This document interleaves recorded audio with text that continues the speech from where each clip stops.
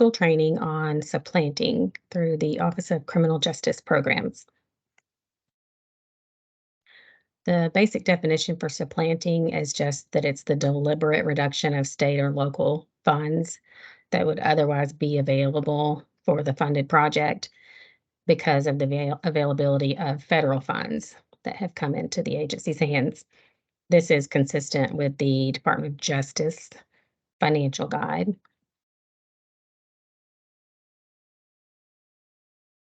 We have a chapter in our grants manual online on our website that talks about supplanting, and it says federal funds must be used to supplement existing state and local funds for program activities and must not be used to supplant or to be used in place of funds that you already have for that purpose. If someone in OCJP thinks that supplanting may have occurred, the applicant would be required to supply documentation demonstrating that the reduction in non-federal resources occurred for reasons other than the receipt or expected receipt of federal funds. For certain programs, a written certification could be requested in order to prove that federal funds would not be used to supplant state or local. This is just a basic example where supplanting has occurred. So the state had funds appropriated to hire 50 new police officers, and they also received federal funds to hire 60 new police officers. At the end of the year, the state hired 60 new police officers and exhausted all federal funds. In this case, the state did not use its own funds towards hiring new officers, but instead reduced its appropriation for that purpose and assigned those funds to something else. That is a clear case of supplanting because the state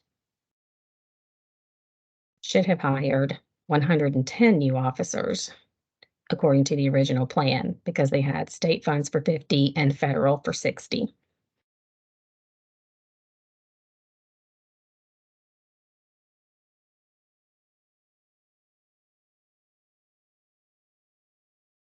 Some keys to avoid a supplanting violation would be to hire or purchase only new or additional personnel or equipment,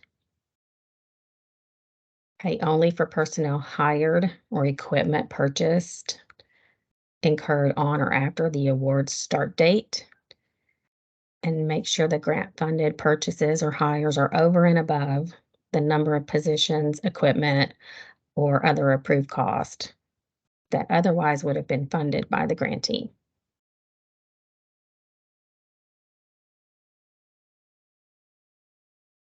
In instances where a question of supplanting has arisen, the grantee would be required to substantiate that the reduction in non-federal resources occurred for reasons other than the receipt or expected receipt of federal funds. The addition of federal funds should add to or expand what you're already doing, not provide an avenue for reducing funds you already have supporting the project.